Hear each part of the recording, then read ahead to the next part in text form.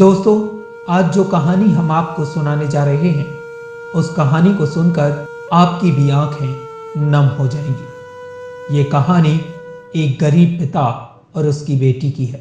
एक बार एक गरीब व्यक्ति अपनी बेटी को स्कूल ड्रेस में ही शहर के सबसे महंगे होटल में लेकर पहुंचता है। उस व्यक्ति ने खुद फटे पुराने कपड़े पहने हुए थे और उसकी बेटी स्कूल ड्रेस में थी। जब दोनों होटल के अंदर पहुंचे तो वेटर ने पूछा कि सर, आप क्या खाना पसंद करेंगे? आप अपना ऑर्डर बता दीजिए, मैं आपके लिए लेकर आता हूं। तब उस व्यक्ति ने कहा कि आप मेरे लिए ना, लेकिन मेरी बेटी के लिए एक प्लेट पाव भाजी लेकर आइए।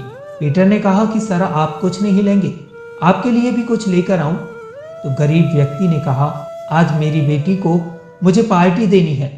मैंने इससे वादा किया था कि अगर तुम इस जिले में 10th क्लास में टॉप करोगी तो मैं तुम्हें शहर के सबसे महंगे होटल में पार्टी दूंगा। तो आप सिर्फ मेरी बच्ची के लिए पाव भाजी ले आइए। वेटर समझ जाता है कि पिता के पास सिर्फ इतना ही पैसा है कि वो अपनी बच्ची को पाव भाजी खिला सके। वेटर ये बात सुनते ही दौड़कर अपने मालिक के पास गया और बोला कि सर, आपसे एक छोटी सी विनती है, आप पैसा मेरी सैलरी से काट लेना, लेकिन आज मैं इन दोनों बाप बेटियों को खाना खिलाना चाहता हूँ। उस बच्ची ने पूरे जिले में 10th क्लास में टॉप किया है, लेकिन उसका पिता गरीब है। वह अपनी बच्ची को सबसे महंगे होटल में शानदार पार्टी देना चाहता था, लेकिन उसके पास खुद के खाने के लिए पैसे नहीं है। होटल के मालिक ने जब ये बात सुनी तो उसने मुस्कुराते हुए कहा कि बच्ची के लिए और उसके पिता के लिए पाव भाजी लेकर जाओ और पैसे मत देना, और 2-4 प्लेट पाव भाजी पैक भी करवा कर ले जाओ, और ये पैसे लो और 3-4 किलो मिठाई मंगवाओ और उस पिता को दे दो और उनसे कहना कि ये पार्टी होटल की तरफ से है, और आप ये मिठाई ले जाकर उन्हें देकर बोलना कि वो मुंह मीठा करें और दूसरों का भी करें। जब वेटर 2 प्लेट पाव भाजी लेकर उस व्यक्ति के पास पहुंचा तो व्यक्ति चौंक गया और बोला, मैंने तो सिर्फ एक ही पाव भाजी प्लेट मंगाई थी, मेरे पास पैसे नहीं हैं। वेटर बोला, अरे आप शर्मिंदा ना कीजिए, ये पार्टी होटल की तरफ से है, आपकी बेटी के लिए। हमारी बेटी ने टॉप किया है, ये मिठाई भी लेकर जाइए और जश्न मनाइए। पिता और बेटी खुश हो गए और वहां से खुशी खुशी चले गए। कई साल बीत गए। उस गरीब पिता की लड़की अब यूपीएससी की तैयारी करके कलेक्टर बन चुकी थी और इत्तेफाक से उसी शहर में उसकी पोस्टिंग हुई थी। उस लड़की ने उस होटल में सूचना पहुंचा दी कि मैं उस होटल में लंच करने के लिए आ रही हूं।